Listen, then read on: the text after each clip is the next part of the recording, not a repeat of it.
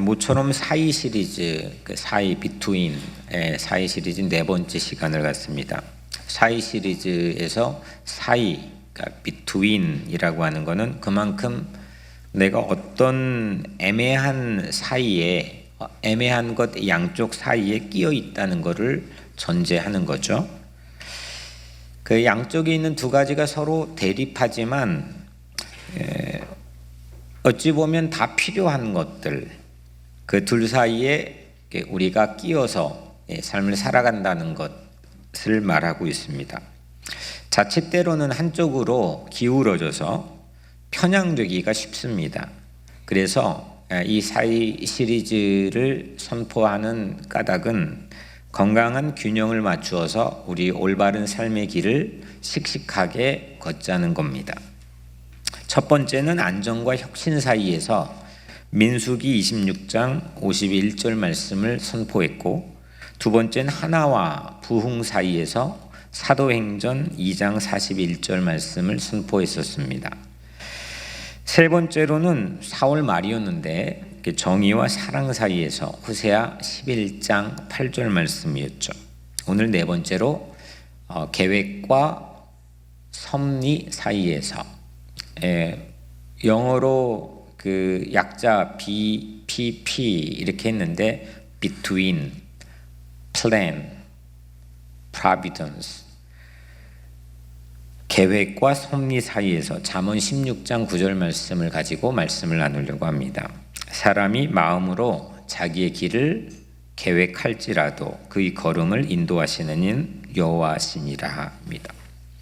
계획은 어떤 건지 굳이 설명 안 해도 아시죠? 플랜. 앞으로 할 일들을 또 어떻게 해야 되는 방법들을 헤아리는 거, 그게 이제 계획의 사전적인 의미입니다.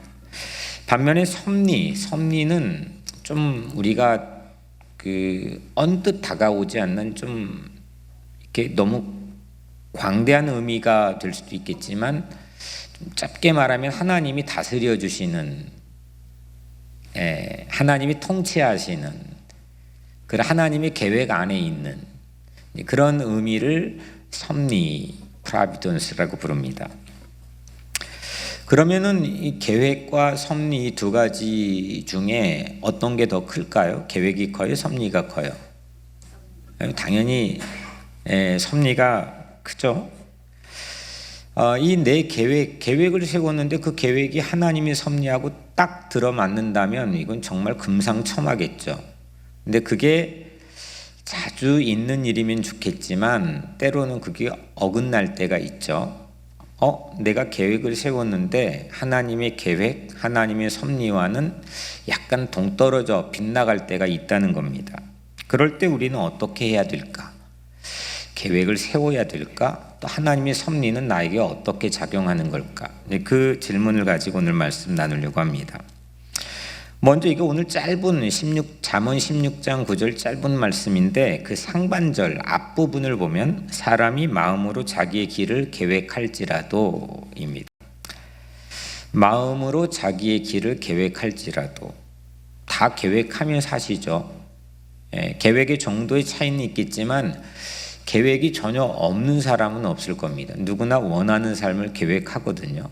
자녀에 대한 양육의 계획, 또 학업에 대한 계획, 또 신분을 얻기 위한 계획, 또 이민생활에 대한 계획, 내 인생에 대한 계획, 신앙의 계획, 무지 많은 계획들이 우리에게 필요하고 또 그렇게 살아갑니다.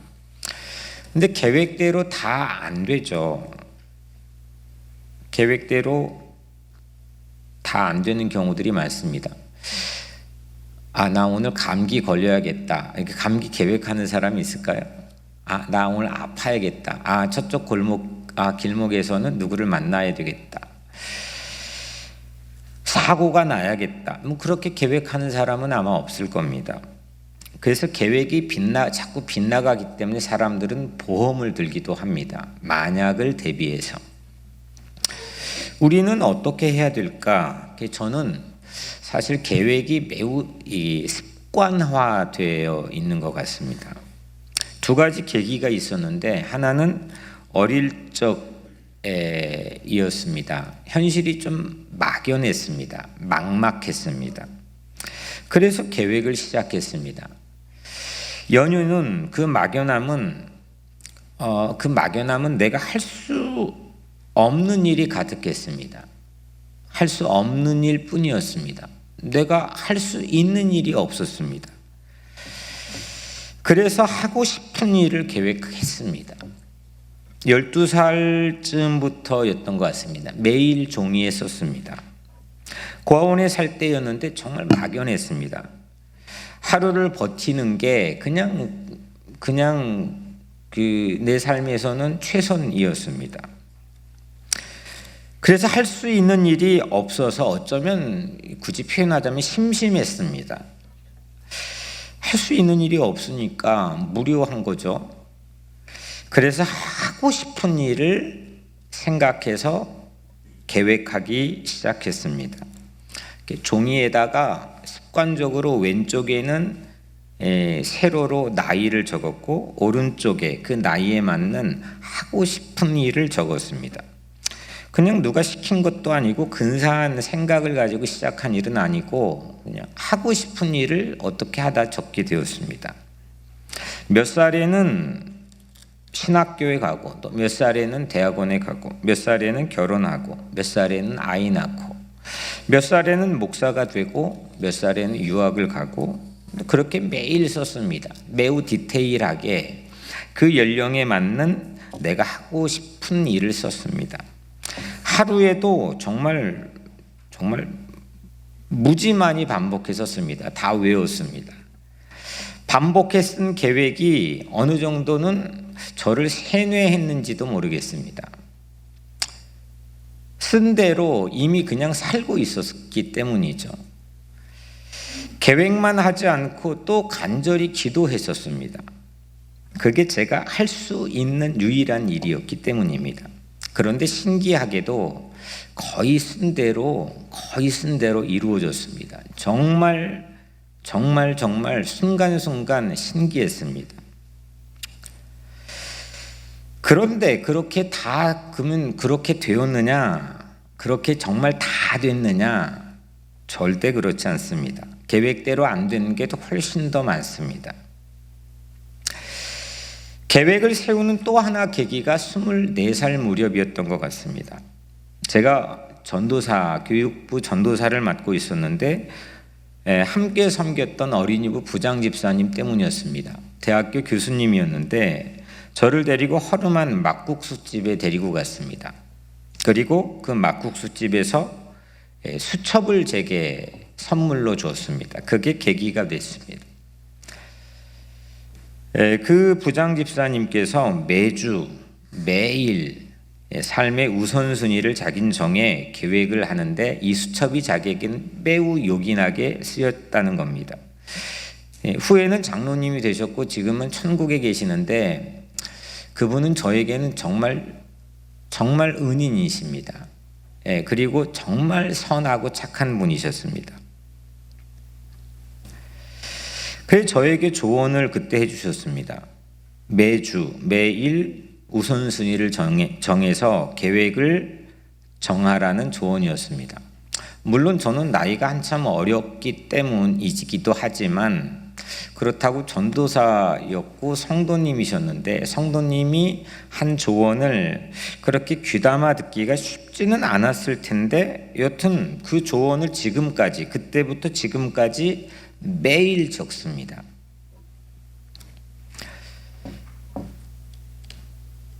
생각해 보면 계획이라는 것, 플랜이라고 하는 것은 얼렁뚱땅 살지 않고 삶의 최선을 다하고 진지하게 다가가게 하는 것 같습니다.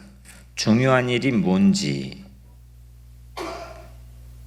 또 어려운 일이 뭔지, 중요한데 자꾸 밀어놨던 일은 무엇인지, 안 되는 일은 무엇인지 이거를 분별하게 해주는 게 계획의 공헌입니다. 이러고 보면 저도 참 열심히 살았다 싶습니다. 하나님의 은혜인 거죠. 계획을 세운다는 것은 그 자체가 희망이라고 생각합니다. 삶의 의지와 열정을 갖지 못하면 절대 계획을 세울 수가 없기 때문이죠. 아마도 그런 계획에 대한 습관이 저를 이곳까지 지탱해 준 지팡이였을지도 모르겠습니다. 그런데 이런 얘기를 하려고 꺼낸 것은 아니고요. 그런데 계획을 세우는 열심이면 과연 다일까? 계획을 세우는 열정을 가지면 그게 전부일까 싶습니다.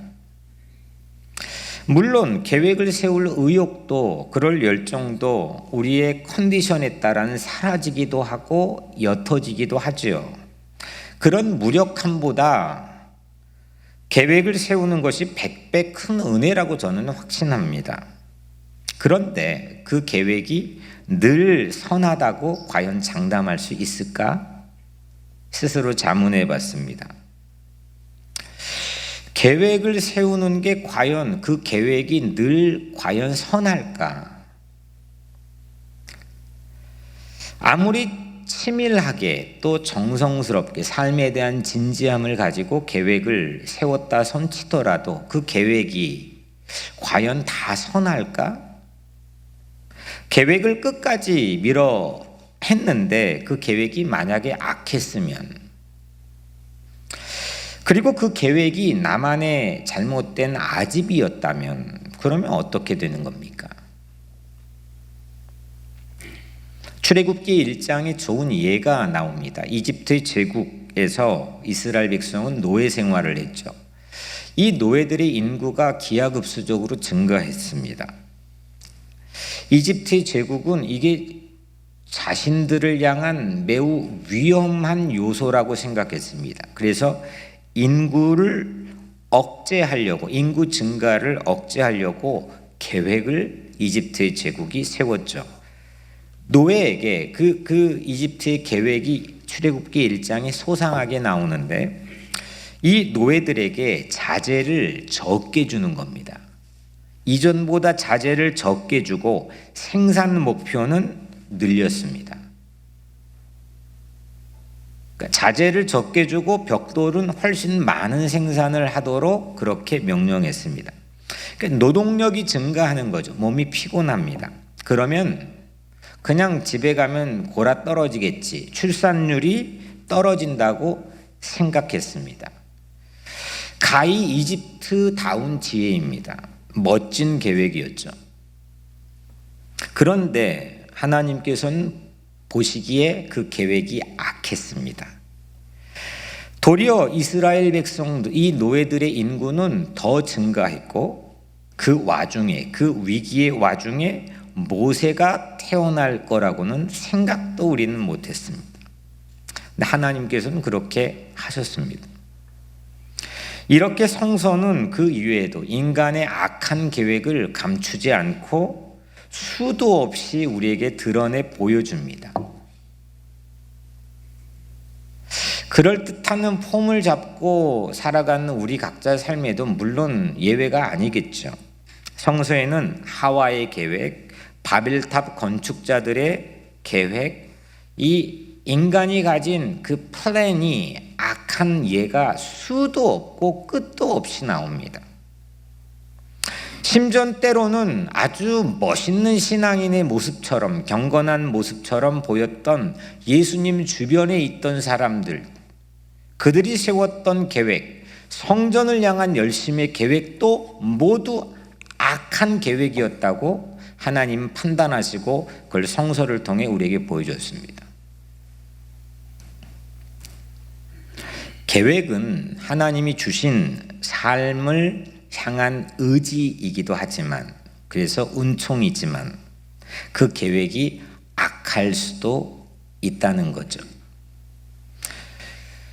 그 계획이 악하다고 생각이 들 때, 깨달아질 때 그 계획은 분명히 수정이 될 수 있어야 됩니다. 그리고 그 계획을 바꾸는 것을 성서는 회개라고 이야기합니다. 사람이 마음으로 자기의 길을 계획할지라도, but 끝에 however, 뭐뭐 할지라도 그런데 이게 붙습니다. 사람이 마음으로 다 자기의 길을 계획하죠. 그런데 그럴지라도 이건 계획의 불완전성을 우리에게 얘기하는 거죠. 계획이 불완전하다는 겁니다. 악할 가능성이 아무리 계획이 선해도 그 인간이 가지고 있는 본성이건 마음이건 과정이건 노력의 모습이건 어떤 면에서건 그건 악할 가능성이 내포될 수 있고 우둔할 가능성도 내포될 수 있다는 겁니다. 그럼에도 불구하고 우리는 계획을 세워야 해요. 계획을 세우지 말라라는 말씀이 아니거든요. 그런 말씀이 성서에 있지는 않습니다. 계획 세우지 마. 그냥 살아. 이런 말씀이 있지 않습니다. 그런데 계획을 세우되 악할 수 있다는 것을 늘 염두에 두고 겸손해야 된다는 겁니다. 고집 부리지 않아야 되고 하나님 앞에서 그 악한 계획은 수정이 가능해야 된다는 겁니다. 이렇게 악한 계획도 있지만 성서에는 선한 계획들도 참 많습니다. 그 계획을 짤 때는 이게 선한지 악한지도 본인도 잘 모를 순간이지만 결과적으로는 선한 계획으로 판명되는 그런 인간의 계획들도 성서에는 무수히 많습니다. 한 예로 다윗이 골리앗을 넘어뜨렸죠. 그 엄청난 이스라엘 백성의 대군이 그 앞에 벌벌 떨고 있는데 목동이었던 소년 다윗이 골리앗 앞에 턱턱 나왔습니다. 그 골리앗 앞에 설 때 다윗은 계획을 했을까요? 안 했을까요? 무계획일까요? 절대 그렇지 않습니다. 사울 왕이 먼저 소년 다윗에게 자기의 군복을 벗어서 다윗에게 입혀줬습니다. 그 다음에 그 군복을 입혀준 다음에 성서에 보면 다윗이 시험적으로 걸어보다가 익숙하지 못하니 벗고, 왕의 군복을 입혀줬으니 얼마나 황송합니까? 좀 커도 그냥 입고 나가는 거죠. 이게 황송하게 입고 나가야 되는 건데 다윗은 시험적으로 걸어봤습니다. 그렇게 걷다가 익숙하지 않는 거를 알고 벗었습니다.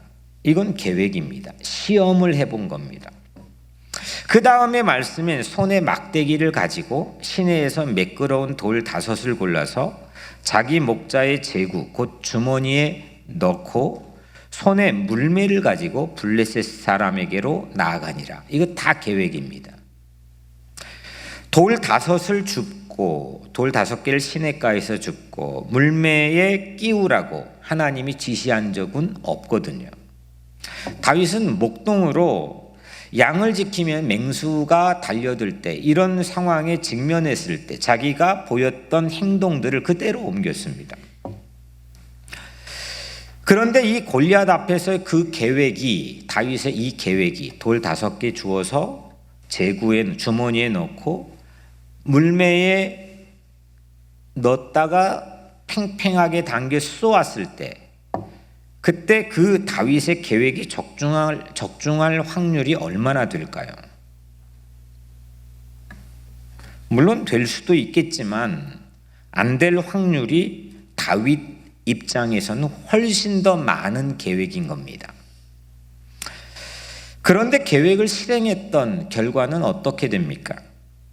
그 다음 말씀을 보면 손을 주머니에 넣어 돌을 가지고 물매로 던져 블레셋 사람의 이마를 치매 돌이 그 이마에 박히니 땅에 엎드러지니라. 뭔가 통쾌하지 않습니까?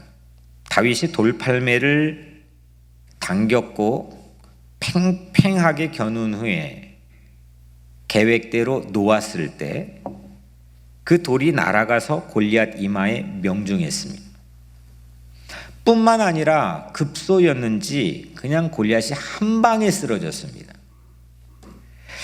돌이 다윗의 손을 떠난 후에는 이건 다윗의 범위를 벗어난 겁니다. 다윗이 아무리 치밀하게 계획했다고 하더라도 그 계획을 벗어나는 겁니다. 돌이 떠난 후엔 바람의 세기, 돌의 크기, 명중의 위치, 그리고 그 충격의 여파, 이건 다윗이 통제할 수 있는 여지가 아닌 겁니다. 우주의 기운이 다 합세해서 골리앗을 명중시킨 거고 골리앗을 쓰러뜨렸습니다. 다시 말하면 다윗은 분명히 계획했고 하나님은 그 다윗의 계획을 이루어 주셨습니다. 사람이 마음으로 자기의 길을 계획할지라도 그 걸음을 인도하시는 이는 하나님이시니라. 계획은 은총인 겁니다. 삶에 의지가 있다는 거고 살고자 하는 건강한 열정이 그 안에 내재되어 있다는 은총이란 뜻입니다. 근데 그 계획을 이루어 가시는 분은 하나님이시라는 거죠. 이거를 섭리라고 합니다. providence. 하나님의 섭리입니다.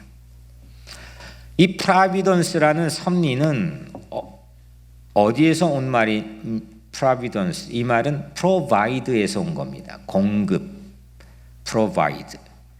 이 provide는 라틴어였는데 어떤 두 가지 말이 합해졌냐면 pro는 앞에, 미리, 그런 거죠. 그리고 vide는 vision에서 온 말입니다. 그러니까 미리 보는 겁니다. 앞서서 보는 겁니다. 이걸 합해보면 문자적으로 섭리라는 의미는 어떤 의미입니까? 미리 봐서 거기 필요에 맞게 공급해 주는 겁니다. 이건 하나님의 영역이죠. 우리도 물론 미리 봐서 저축도 하고 보험도 들고 또 자녀도 키우고 모기지도 넣고 여러 가지를 미리 봐서 하지만 모든 나의 필요를 다 알 수가 없습니다. 그리고 거기에 맞게끔 내가 공급을 받을 수가 없습니다. 이건 하나님의 영역입니다. 우리 인간의 계획도 미리 보는 거고 섭리도 미리 보는 겁니다. 그런데 계획은 사람이 미리 보고 섭리는 하나님이 미리 보시는 겁니다. 계획은 하나님께서 주신 자유의지의 선물로 실행하게 될 계획은 은총이지만 그 계획을 완성하시는 분은 하나님이시라는 겁니다. 그래서 우리는 우선 일단 계획을 중지하지 않아야 됩니다. 마음에 그 계획에 대한 꿈을 품고 그 계획을 세우고 살아야 됩니다. 그러나 그 계획이 하나님의 섭리 안에 있어야 됩니다. 그리고 그 믿음과 신뢰를 갖기를 축복합니다. 하나님 섭리 안에 있는 계획, 그 계획을 세우기 위해선 우리는 하나님의 뜻을 알아야 됩니다. 하나님의 뜻에 가장 근접하고 가깝게 우리는 계획을 세워야 되기 때문이죠. 그 뜻은 성서가 담고 있습니다. 어떤 계시보다도 제1차 계시는 하나님의 뜻을 우리에게 알려주는 1차 계시는 성서에 있습니다. 그래서 성서를 읽어야 됩니다. 묵상해야 됩니다. 내 감각, 내 본능적인 감각, 어떤 내 케이스에 쌓여있는 경험이 축적된 경험, 내 실력, 나의 열정에 따른 노력, 이것도 일정 정도 우리에겐 영향을 미칠 수는 있지만 하나님의 뜻은 그걸로 알아지는 게 아닙니다. 하나님이 알려주신 성서를 묵상하고 읽을 때, 또 그 뜻으로 기도할 때 우리는 그 뜻을 알 수 있습니다. 우리는 하나님의 예정을 믿습니다. 물론 어떤 교단들은 하나님의 예정론을 믿지 않는 교단들도 있습니다. 왜 하나님께서 예정하실까요? 왜 하나님은 섭리 안에서 우리 삶을 일찍부터 예정했다고 우리는 믿는 걸까요? 왜 하나님은 예정하셨습니까? 우리가 로봇인가요? 왜 그냥 예정된 대로 알진 못하지만 이미 만들어진 대로 왜 우리는 그렇게 살아야 됩니까? 라고 하는 반문도 우리는 생길 수가 있습니다. 왜 예정하셨을까요? 예정이 없다면 우리는 손쉽게 망가지기 때문입니다. 예정이 없으면 우리는 방자해집니다. 그래서 자유의지로 우리가 삶을 계획하며 살아갈지라도 하나님께서 예정하신 대로 우리를 인도하시는 것을 믿어야 된다는 겁니다. 하나님의 예정은, 하나님의 섭리는 헤아릴 수가 없이 장엄한 겁니다. 내가 아무리 생각하고 아무리 치밀하게 계획을 하고 빈틈없이 생각을 해도 하나님의 섭리와 하나님의 예정 앞에서는 그건 비할 바가 되지 못합니다. 하나님의 예정, 하나님의 섭리는 그래서 경외하지 않을 수가 없습니다. 물론 그 예정된 그 예정 안에 있는 하나님의 계획 안에 있는 섭리에 담겨 있는 뜻은 인간은 누구도 알지 못합니다. 다 알지 못합니다. 만약 그 하나님이 예정, 나를 향한 예정의 내용을 다 안다면 우리는 필히 불안해하든지 그 예정이 나에게 가까이 다가올수록 불안에 떨든지 아니면 교만하든지 아니면 나태해질 겁니다. 인간은 인류 역사에 늘 그 예정된 내용을 궁금해했습니다. 그래서 그 본능적인 작용으로 인공지능인 AI도 개발하고 여러 가지 시도를 합니다. 하지만 그 내용을 다 알 수도 없지만 아는 것보다도 그 섭리를 믿는 것이 우리에겐 더 큰 유익이라고 성서는 가르칩니다. 오늘 1절에 읽지는 않았지만 같은 장 1절에 보면 마음의 경영은 사람에게 있어도 말의 응답은 여호와께로부터 나오느니라. 그러니까 이 말씀은 사람이 정교한 계획을 세워도 그 성패는 결국 하나님께 달려 있다는 뜻이겠죠. 3절에 보면 너의 행사를 여호와께 맡기라. 그리하면 네가 경영하는 것이 이루어지리라. 이 말은 결국 내가 계획하고 경영할지라도 그 응답은, 그 걸음을 인도하시는 분은 하나님이시기 때문에 우리가 잘 모를지라도, 우리가 불안할 때일지라도 가장 중요한 건 우리 행사를 여호와께 맡기라는 겁니다. 하나님을 책임자로 모시고 하나님의 섭리를 절대적으로 믿으라는 거죠. 오늘 마지막 말씀은 이렇게 계획과 섭리를 우리가 살펴봤습니다. 물론 섭리를 믿기 때문에 우리는 뭐 아무것도 할 필요 없다고 생각할 수도 있겠죠. 섭리가 있는데 그건 좋지 않습니다. 하나님의 섭리가 있을 텐데 생각하고 아픈데도 약 먹을 필요 없다고 생각하거나 병원 갈 필요 없다고 생각하거나 또 역사가 불의하고 부패했는데 하나님의 섭리가 있을 텐데 그렇게 종교인들, 신앙인들이 생각하고 뒷짐지고 수수방관한다면 그건 비겁한 거고 하나님의 뜻과는 매우 거리가 먼 겁니다. 우리는 하나님의 계획, 하나님의 섭리에 근접한 계획을 포기하지 않아야 됩니다. 그게 희망입니다.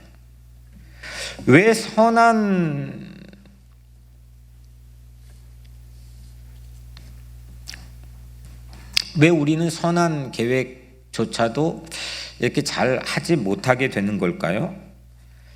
계획한다고 달라지지 않을 거라고 하는 그런 의심 때문입니다.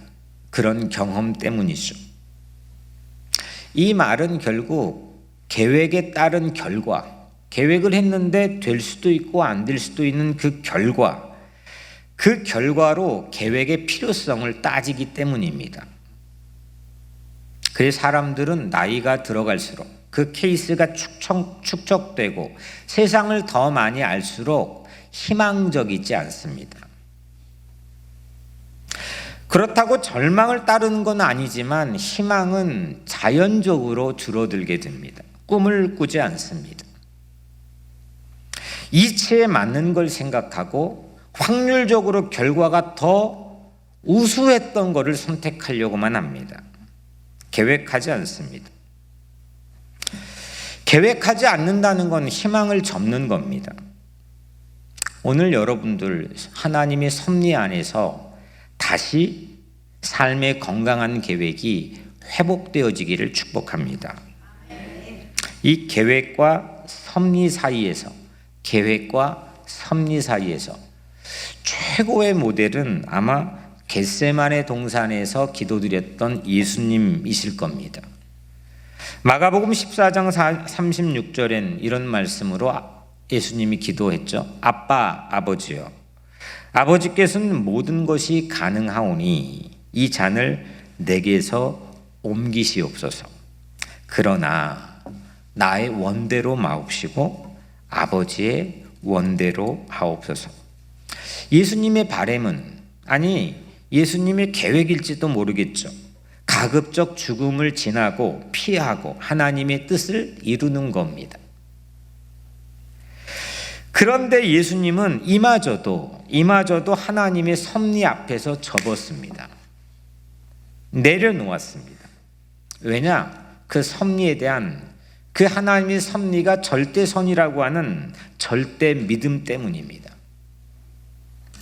우리는 계획을 하고 후에 계획의 결과가 다 나오면 그때서야 섭리를 생각하는 경향이 있습니다. 잘 안 될 때 그래 하나님의 섭리겠지. 잘 돼도 하나님의 섭리였습니다. 거의 대부분이 계획의 결과가 나온 후에 섭리를 꺼냅니다. 거의 많이 그렇습니다. 그런데 오늘 예수님을 보십시오. 예수님은 겟세마네 동산에서 계획의 결과가 나오기 전에 하나님의 섭리를 믿었습니다. 계획의 결과는요, 우리 통제를 벗어나는 겁니다. 계획을 했죠. 다윗이 물맷돌을 팽팽 잡아 당겼습니다. 돌이 나이 벗어난 순간 통제를 벗어나는 것처럼 그 결과는 우리 통제를 벗어나는 겁니다. 계획을 해도 결과를 통제할 수 있는 사람은 아무도 없습니다. 그래서 확률을 따집니다. 그런데 신자들은 우리 걸음을 하나님께서 정하신다고 믿습니다. 계획이 서로 실패할 수는 있어도 그 계획을 세우기 이전에 섭리를 믿는 사람들에게는 실패가 없는 겁니다. 모든 것이 합력하여 선을 이루느니라. 모든 것이 합력하여 선을 이루느니라. 그 계획에 따른 결과가 성공이든지 아니면 실패이든지 상관없이 희망의 계획을 세우는 것은 선을 이루시는 하나님을 믿기 때문입니다. 사망이든 생명이든 현재이든 장래이든 기품이든 높음이든 모든 것이 합력하여 우리를 넉넉하게 이기게 하시는 하나님의 섭리를 믿습니다. 하나님은 우리의 삶의 주인이시죠. 우리를 너무 잘 아십니다. 그리고 거기다가 우리를 사랑해 주십니다. 선한 계획을 가지고 계십니다. 우리를 거꾸로 넘어뜨리려 하지 않고 우리를 질시하지 않습니다. 우리를 살리려고 하는 선한 계획을 가지고 계십니다. 최선의 방향으로 우리를 안내하고 인도하실 분은 그래서 하나님 뿐이심을 믿습니다. 그래서 하나님의 섭리를 먼저 물으세요. 그리고 하나님의 섭리에 맡기세요. 하나님의 섭리를 신뢰하세요. 계획을 세우기 전에 물으세요. 혹 그 섭리가 잘 안 들린다면 그냥 아버지 손에 맡기세요. 아버지 섭리를 믿고 계획하면 합력하여 선을 이루어 주실 줄 믿습니다. 사랑하는 여러분, 섭리가 먼저고 그 다음으로 계획하세요. 계획을 세울 때마다 섭리를 먼저 믿게 해달라고, 그 믿음을 달라고 기도하세요. 그때 우리 계획은 하나님의 섭리 안에 들어와 있을 뿐만 아니라 우리의 계획이, 우리의 서툰 계획이 하나님의 섭리를 다른 사람에게도 알리는 편지가 될 수 있다는 겁니다. 우리의 계획이, 우리의 연약한 계획이 하나님의 섭리를 누구에게 전할 수 있는 증인의 삶을 살 수 있다는 거죠. 오늘 계획과 섭리 사이에서 이 하나님의 놀라운 믿음의 은총이 오늘 모든 예배자들에게 있게 되기를 주님의 이름으로 간절히 축복합니다.